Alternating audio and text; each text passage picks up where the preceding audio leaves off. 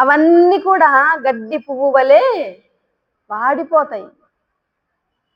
అయితే ప్రభువు వాక్యము ఎల్లప్పుడూ నిలిచింది. హల్లెలూయా, హల్లెలూయా. ప్రభువు వాక్యము ఈ భూమి మీద నేను అనుకుంటాను ఒక ఒక ట్రెజర్, ఒక విలువైన నిధి. బంగారపు నిధి దాంతో సమానం కాదు కదా. బంగారం కంటే దేవుని మాటలు కోరదగినవంట. తేనె కంటే, జుంటి తేనె దారుల కంటే మధురమైనవి. అసలు నీ ఇష్ట వస్తువులేవి కూడా ఈ యొక్క వాక్యంతో సమానమైనవి కావు. దేనిని కూడా దానితో సాటి చేయలేము. ఈ వాక్య జ్ఞానంతో దేవుని వాక్యం సెలవిస్తుంది సామెతల గ్రంథం. నాకు అనిపిస్తుంది ఈ మంచి ట్రెజర్ని ఈ భూమి మీద ఉన్నప్పుడు కనుగొనలేని వాళ్ళు, చదవలేని వాళ్ళు, ఇందులో ఉన్న శ్రేష్టమైన సంగతులను అర్థం చేసుకోలేని వాళ్ళు ఎంత దురదృష్టవంతులు అనుకుంటాను. ఈ లోకంలో అవి గొప్పవి ఇవి గొప్పవి అని ప్రాకులాడుతున్నారు, ప్రయాసపడుతున్నారు.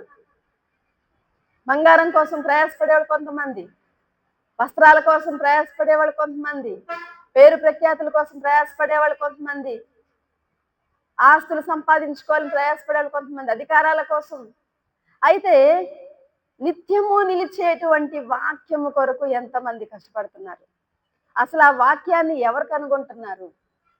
నన్ను కనుగొనువాడు జీవమును కనుగొనును అన్నాడు సామెతల గ్రంథం 8వ అధ్యాయం. నన్ను కనుగొనేవాడు జీవాన్ని కనుగొంటాడు. అసలు కనుగొనే వాళ్ళే లేరు. అసలు దీన్ని ప్రెషియస్ గా చూసేవాళ్ళు కొంతమంది. అందరి ఇళ్లలో, క్రైస్తవుల ఇళ్లలో బైబిల్ ఉంటాయి కానీ చదివే వాళ్ళు ఎంతమంది? కనీసం క్రైస్తవులకు కూడా ఇట్టి జ్ఞానం దూరం అయిపోతుంది. క్రైస్తవులు కూడా వేటి వెనక పరిగెడుతున్నారు?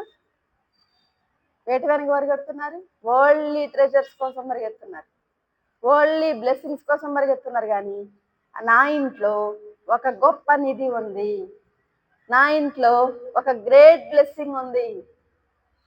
ఎన్ని కోట్లు ఇచ్చినా, ఎంత కష్టపడినా రానటువంటి విశేషమైన జ్ఞాన సంపద నా ఇంట్లో ఉంది అని గ్రహించే వాళ్ళు ఎంతమంది?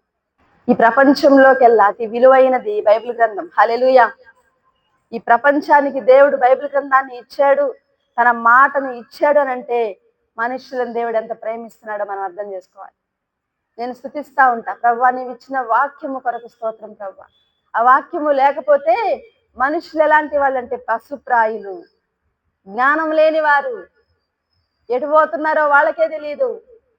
దేవుని పిల్లలమైన మనకు దేవుడిచ్చినటువంటి అపూర్వమైన సంపద ఏంటో తెలుసా? వాక్యమే. హల్లెలూయా.